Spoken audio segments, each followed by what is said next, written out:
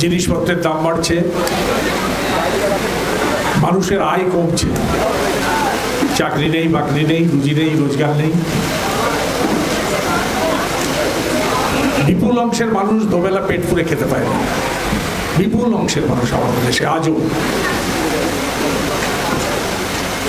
চিকিৎসা নেই, স্বাস্থ্য নেই, পানীয় পরিশুদ্ধ পানীয় জলটা পর্যন্ত নেই, মাথার উপরে ছাদ তো দূরস্থান। এই অবস্থার উন্নতি হচ্ছে না। আমাদের দেশটা স্বাধীন হয়েছে অনেকদিন হয়ে গেল, ক্রমশ অবনতি হচ্ছে, উন্নতি হচ্ছে না মানুষের। আর ইদানিং এক দশক ধরে আমাদের দেশে আরেকটা ভয়ঙ্কর রাজনীতি শুরু হয়েছে। এক শ্রেণীর লোক দেশটাকে লুটে পুটে খাওয়ার জন্যে মুখিয়ে বসে আছে। ক্ষমতা চাই, যে কোনো ভাবে হোক ক্ষমতা চাই, সরকার করতে হবে যেভাবেই হোক, মানুষ ভাড়ে যাক, মানুষের সমস্যা জাহান্নামে যাক,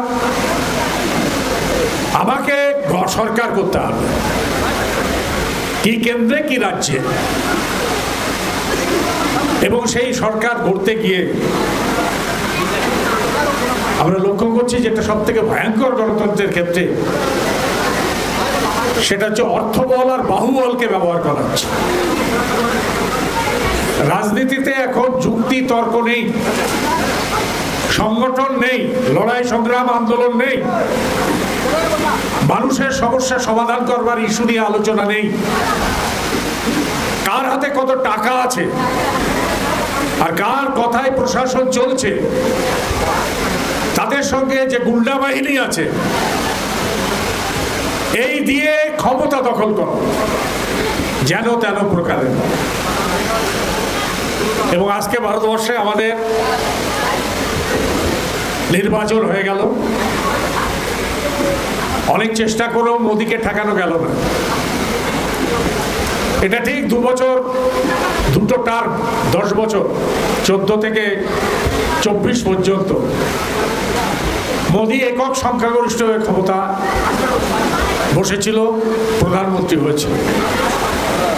তার সেই নগ্ন রূপ আমরা দেখেছি। মোদির মূল স্লোগান ছিল যে একটা দেশ, একটা ভাষা, একটা ধর্ম, সব একটা, একটা দল, একটা নির্বাচন, একটা নেতা।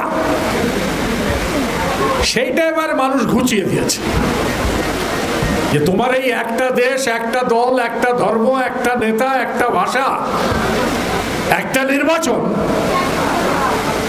এইটা করার ক্ষমতা মানুষ ঘুচিয়ে দিয়েছে। মানে মোদি একক সংখ্যাগরিষ্ঠতা পায়নি, শরিক দলের উপরে বন্ধু জোগাড় করে সরকার গড়তে হয়েছে। কিন্তু সরকার তো গড়েছে, সেটাও কম বিপদের কথা না। কেন মোদির মাথায় যে কেড়া আছে, যে পোকা আছে, সে পোকা কিন্তু আছে। এবারে আপনারা দেখেছেন যে নির্বাচনে মোদি দুর্বল হয়েছে। আমাদের পার্টি প্রথম আমরা বলেছিলাম যে মোদির মতো একটা ভয়ঙ্কর ফ্যাসিস্ট শক্তি, একনায়কতন্ত্রী শক্তি, একটা দাঙ্গাবাজ, একটা সাম্প্রদায়িক লোক যদি ভারতবর্ষের প্রধানমন্ত্রী হয় থাকে, তাহলে আমাদের মতো দেশের সর্বনাশ।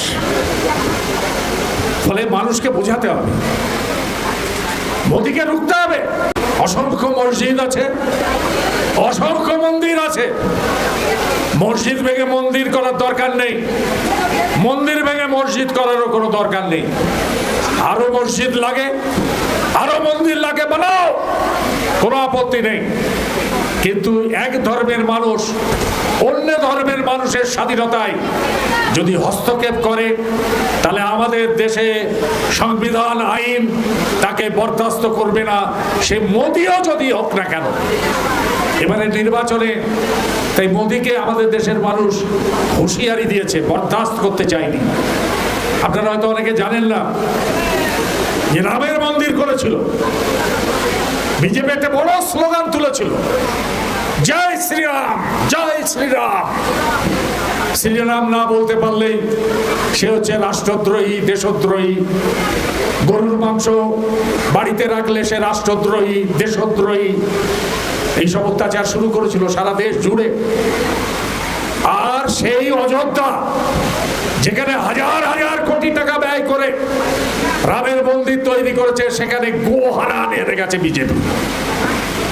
এরকম 13টা ধর্মস্থান, কোথাও রামের বনবাস হয়েছিল, কোথাও বনবাসের সময় সীতার সঙ্গে কুটির বেঁধে রাম ছিলেন, কোথাও লক্ষণ ছিলেন। এইরকম 13টা রাম জড়িত কেন্দ্রে বিজেপি এবার গোহারান হেরেছে। তাহলে আমাদের দেশের হিন্দুরা ভোট দিয়ে মোদিকে বুঝিয়ে দিয়েছে, রামকে ভাঙিয়ে আমাদের ঘাড়ে কাঁঠাল খাওয়া যাবে না।